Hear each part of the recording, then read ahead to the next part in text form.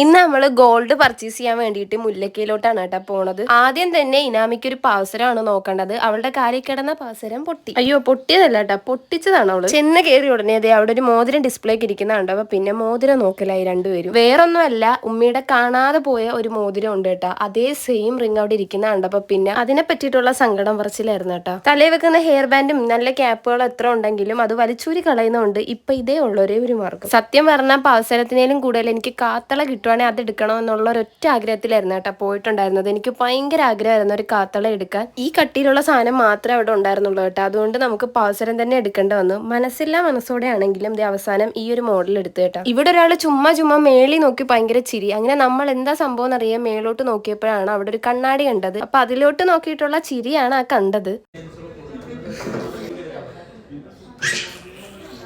ഇനി കുറച്ചുകൂടെ നേരം ഇവിടെ നിന്നേനെ ചിലപ്പോൾ ഈ കട അവള് തിരിച്ചു വെക്കും. കാരണം അവളെ ഇറക്കി വിടാൻ നല്ല ബഹളമായിരുന്നു. അതുകൊണ്ട് പിന്നെ അവളുടെ പാസിനെ സെലക്ട് ചെയ്തിട്ട് നമ്മൾ പിന്നെ അവളുമായിട്ട് വീട്ടിൽ പോയി.